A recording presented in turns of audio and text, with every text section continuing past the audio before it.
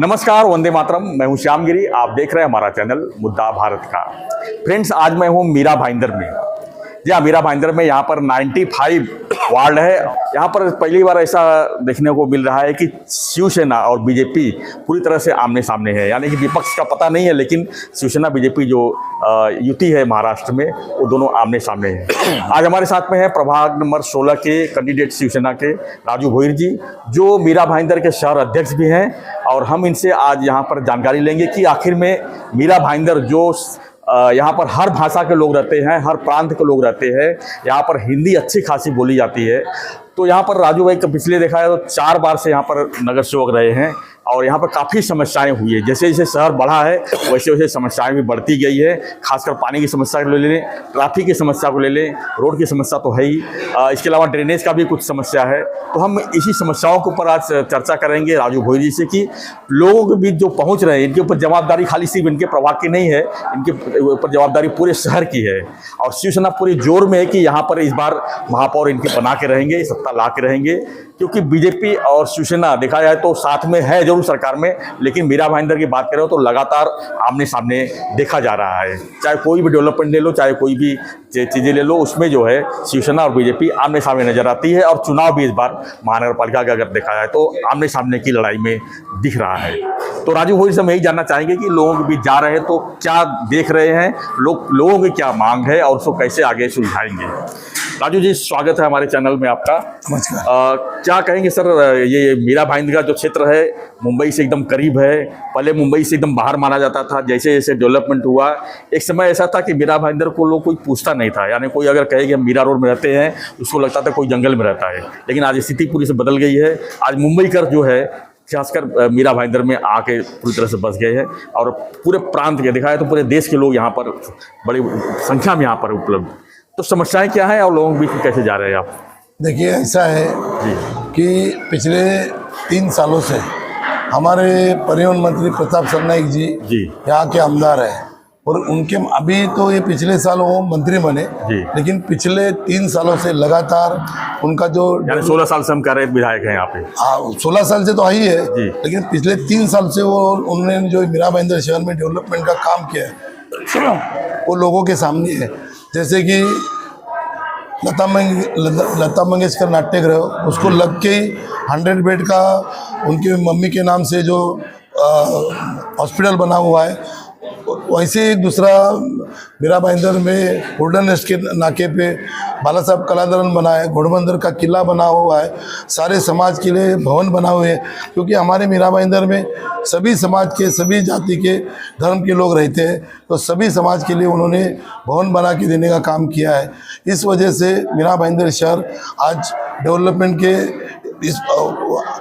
Development के साथ में आगे बढ़ रहा है। तो आने वाले टाइम में मुझे ऐसा लगता है कि जो शिवसेना पार्टी ने पिछले 3 साल में जो काम किया है शहर के विकास के लिए, तो इस बार जो इलेक्शन आ रहा है इसमें हमारी सीटें भी बढ़ेगी और लोगों का सपोर्ट भी हम लोग को बढ़ चढ़ के मिल रहा है।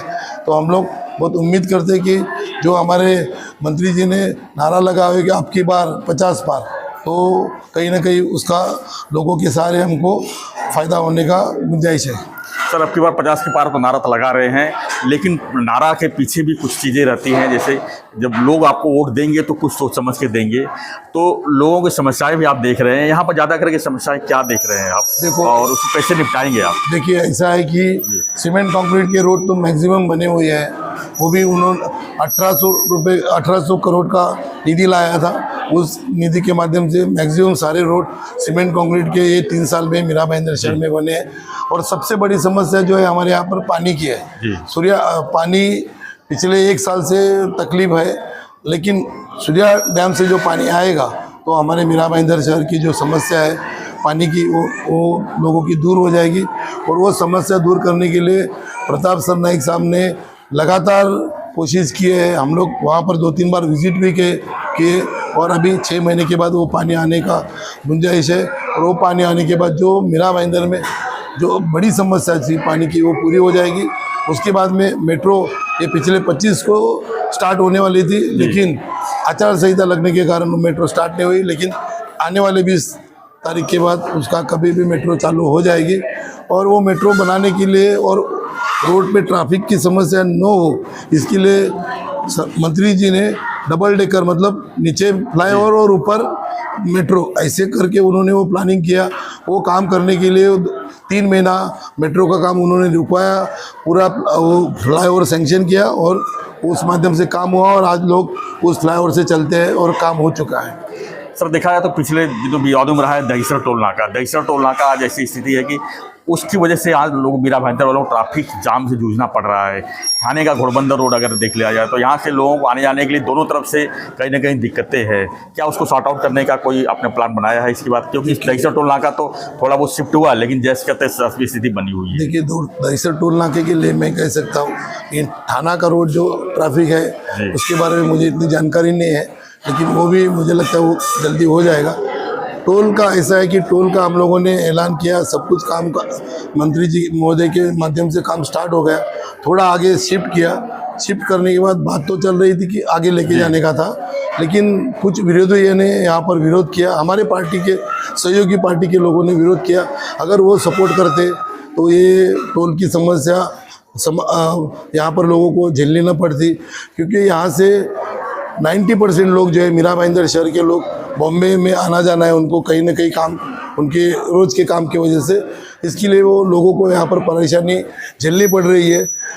अगर वो जो फॉरेस्ट डिपार्टमेंट की जगह अगर उस टाइम में निर्णय हो गया होता तो ये टोल जो है वहाँ पर शिफ्ट हो जाता, उससे लोगों की जो टोल की समस्या है वो नहीं होती। लेकिन सरनाइक साहब जी ने वादा किया है कि मैं टोल से मुक्ति दिलाऊंगा, और अभी उन्होंने सर्विस रोड का काम चालू किया है और सर्विस रोड हो रहा है, तो थोड़ा बहुत फ़ायदा उसका हो रहा है और टोल का भी आज नहीं तो कल शिफ्ट होगा। तो क्या लगता है कि यार मीरा भाईंदर में इस बार महापौर जो है शिवसेना का बैठेगा? आप पूरी तैयारी में लग गए हैं इसके लिए? देखिए, जिस तरह से हमारी 81 सीट हम लोगों ने खड़ी की है, हम लोगों ने इस अभी के इस इलेक्शन में, तो जो सारे समाज का हम लोग को जो सपोर्ट मिल रहा है, उस सपोर्ट की वजह से हर जगह पे आज देखो प्रचार चालू हुआ है। सब जगह पे आप सोशल मीडिया पे देखिए, ज़्यादा करके शिवसेना का जोर ज़्यादा दिखाई दे रहा है। तो अच्छा हुआ युति नहीं हुआ। आज युति न होने के कारण हम सभी हमारे पदाधिकारियों को न्याय दिया हुआ है, उस माध्यम से हमारे ज़्यादा टिकट बांटने की वजह से आपकी सीट ज़्यादा जरूर हमारे यहाँ की सीट शिवसेना की बढ़ने वाली है। तो आपके जो सहयोगी पार्टी है साथ में नहीं आए हैं, उसका असर देखने को मिल रहा है आपको? देखिए, क्या है ना, ये सहयोगी पार्टी के जो हमारे वरिष्ठ नेता है, कहीं ना कहीं उनका घमंड इसमें दिखाई दिया, क्योंकि जब हम लोग प्रताप सरनाईक जी खुद होके ऑफिस में मिलने गए, बातचीत हुई, खुद 1 घंटा लेट आए। यानी बीजेपी नहीं चाहती थी कि अलायंस हो? नहीं, उसी टाइम हम लोग समझ चुके थे, क्योंकि उन्होंने 1 घंटा लेट आए। आने के बाद उन्होंने वो जो सिग्नल देना था उनके मन में क्या था वो उसमें समझ गए हम लोग।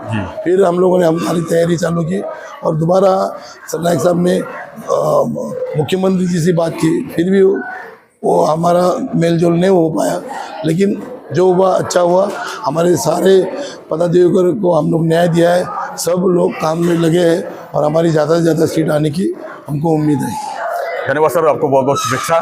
तो ये थे राजू भोईर जी, जो काफ़ी यहाँ के सीनियर नगर सेवकों में से एक हैं। यानी कि यहाँ की जितनी समस्याएं, छोटी से लेकर बड़ी समस्याएं, सब राजू भोईर जी को पता है और उनको अगला जो अभी महापौर बनने वाला है, पूरी तैयारी में लगे हैं कि शिवसेना का ही महापौर यहाँ बने।